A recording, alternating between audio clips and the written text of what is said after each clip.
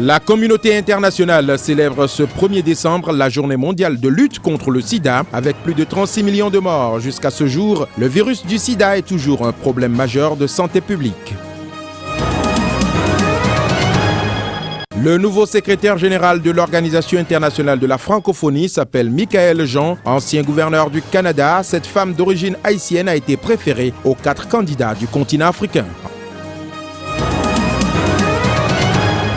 En Ouganda, les autorités œuvrent pour la promotion des langues locales. Elles apportent leur soutien à des organisations qui ont lancé des tournois d'orthographe pour la promotion de ces langues.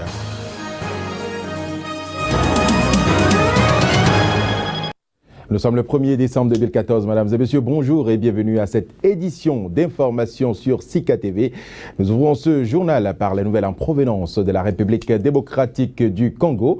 La Cour pénale internationale rend ce lundi son jugement en appel, le premier de son histoire, contre l'ex-chef de milice congolais Thomas Lubanga. Ce dernier a été reconnu coupable en 2012 et condamné en première instance à 14 ans de prison pour avoir enrôlé et utilisé des enfants soldats dans la guerre civile en République démocratique du Congo en 2002 et en 2003. Reportage.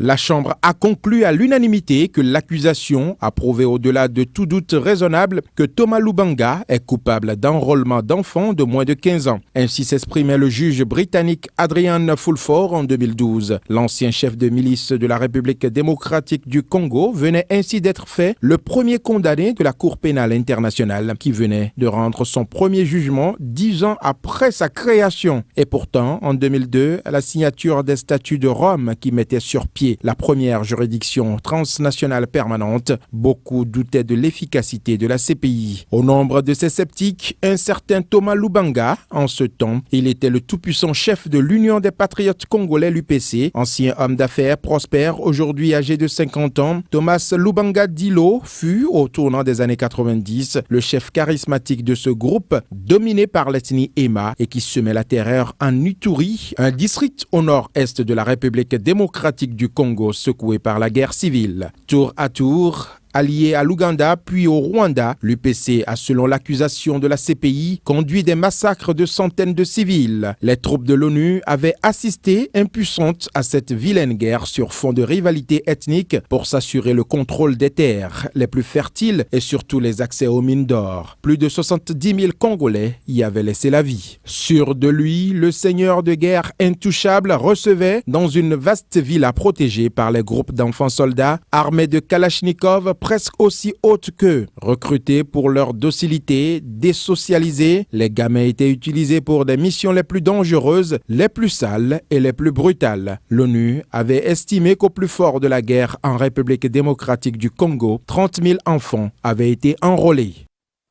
La communauté internationale célèbre ce lundi 1er décembre la journée mondiale de lutte contre le VIH-Sida avec plus de 36 millions de morts jusqu'à ce jour.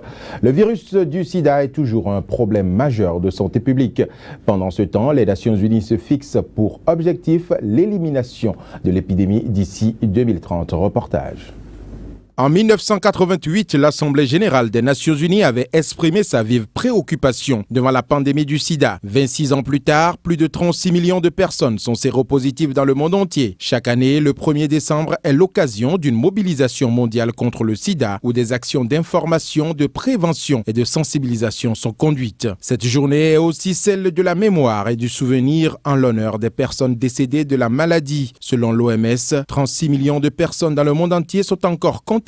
L'Afrique subsaharienne en concentre 69%. Un adulte sur 20 dans cette région du monde est porteur du virus. Si en 2013, le thème de la journée était porté sur les adolescents contaminés par le sida, en 2014, il se fait l'écho d'un rapport présenté aux Nations Unies et qui préconise d'accélérer l'action anti-sida pour juguler totalement l'épidémie d'ici 2030. En Afrique, les raisons de l'expansion du sida sont multiples. On peut citer entre autres le manque d'informations, d'infrastructures et donc de prise en charge, la pénurie de médicaments, les traitements trop onéreux, mais aussi la pérennité de certaines pratiques traditionnelles. Les femmes représentent plus de 60% des personnes vivant avec le virus du sida sur le continent africain. Pour autant, une étude concernant le Malawi, l'Ouganda et le Kenya vient de démontrer que sur ce même continent, ce sont les hommes qui répondent le moins bien au traitement. D'une façon générale, ils consultent beaucoup plus tard que les femmes et leur suivi est plus aléatoire. Parlons à présent du 15e sommet de la francophonie qui a connu son épilogue ce dimanche 30 novembre à Dakar au Sénégal avec l'élection du nouveau secrétaire général de l'Organisation internationale de la francophonie, Michaël Jean. Cette femme québécoise d'origine haïtienne et ancien gouverneur du Canada prendra officiellement fonction le 5 janvier prochain. Juste après son élection, elle a participé à la conférence de clôture du sommet de la francophonie aux côtés des chefs d'État.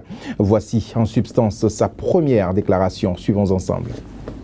J'ai pu entendre et écouter attentivement tout ce que les pays considèrent comme étant leur force.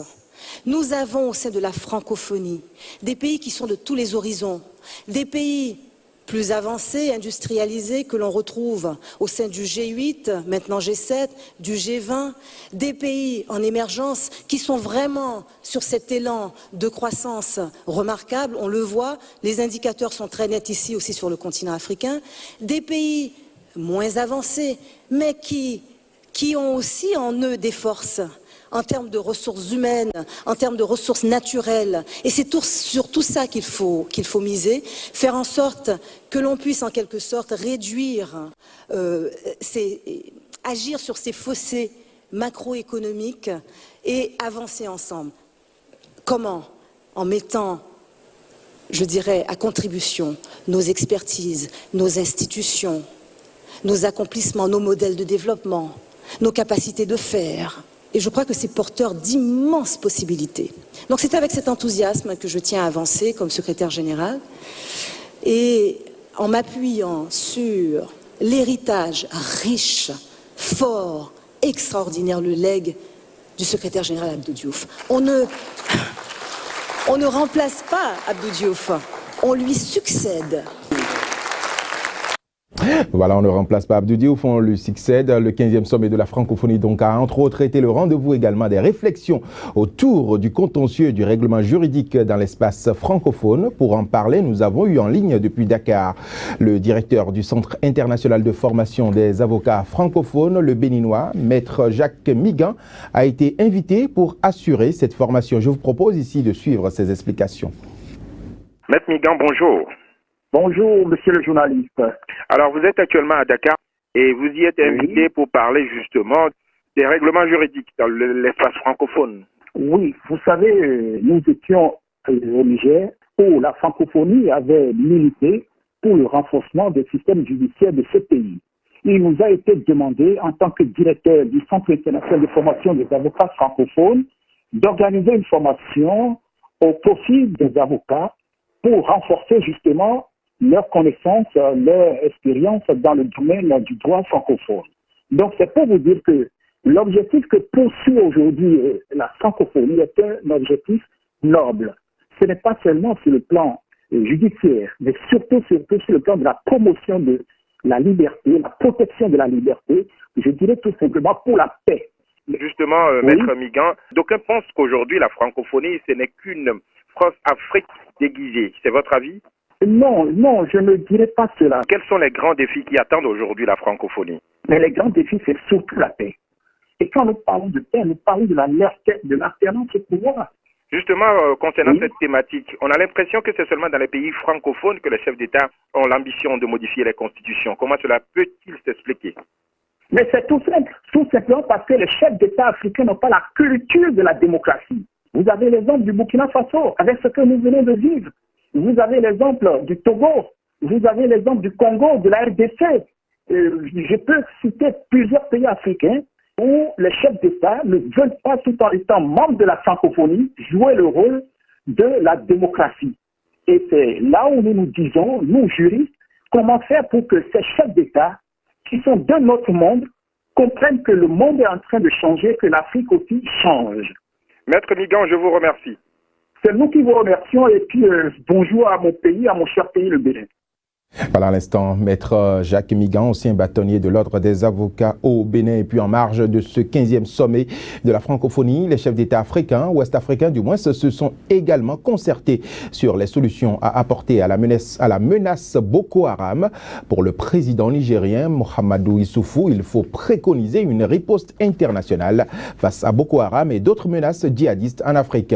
Je vous propose ici de suivre un extrait de sa déclaration, la déclaration de Mahamadou Issoufou. Il est le président du Niger. On a pris des résolutions très fortes à l'occasion de ce sommet. On a décidé de mettre en place une force multinationale pour faire face à Boko Haram. Et très prochainement d'ailleurs, nous prévoyons de nous retrouver encore au Cameroun. Et nos chefs d'état-major, nos ministres de la Défense se concertent régulièrement. Et je pense que ensemble, on pourra faire face là également à cette grave menace que constitue Boko Haram. Bien que ces menaces ceinturent notre pays, le Niger est un îlot de paix et de sécurité. Tout simplement parce que nous avons pris des mesures très tôt pour renforcer nos capacités de renseignement, pour renforcer nos capacités opérationnelles. Donc nous continuerons à mettre en œuvre les mesures de défense appropriées que nous avons arrêtées. Mais ces menaces-là dépassent les capacités du seul Niger. C'est des menaces internationales qui nécessitent une riposte internationale. Faisons un tour en Ouganda avant de boucler cette édition. Les autorités œuvrent pour la promotion des langues locales. Elles apportent leur soutien à des organisations qui ont lancé des tournois d'orthographe en langue régionale à travers tout le pays dans le but de promouvoir ces langues peu à peu perdues au profit de l'anglais. Reportage.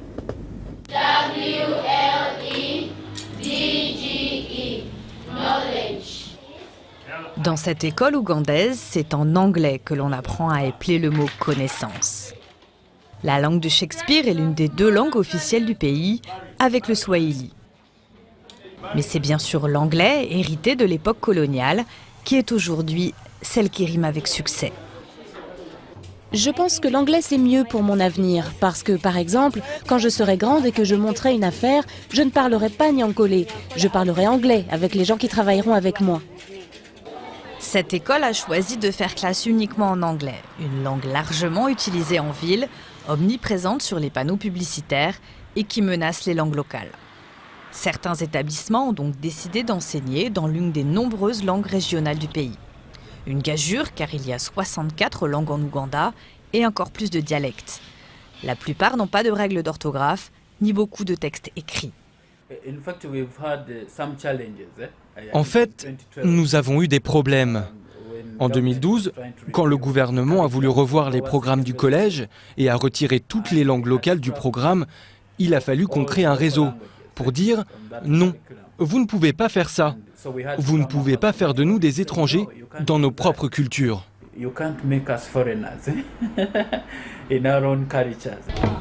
Selon M. Badamboudze, scolariser les enfants dans leur langue maternelle améliore leurs résultats scolaires. Cela permet aussi d'augmenter les taux d'alphabétisation et d'améliorer l'intégration dans la société. Lancé dans une campagne d'alphabétisation, l'Ouganda organise des tournois d'orthographe en langue locale. Les enfants ont été interrogés dans 8 langues, dont la langue principale, le Luganda. Les langues régionales, c'est très important. Il n'y a quasiment aucun livre écrit en langue locale en Ouganda. Au regard de la taille de la population, c'en est presque ridicule. Comparer cela à n'importe quelle langue européenne parlée par peu de gens, c'est absurde. Il s'agit juste d'aider l'Ouganda à se développer en tant qu'Ouganda, et non pas comme un pays d'anglophones. Les créateurs de ces programmes espèrent raviver l'intérêt des Ougandais et leur montrer que l'avenir peut être écrit dans bien des langues différentes.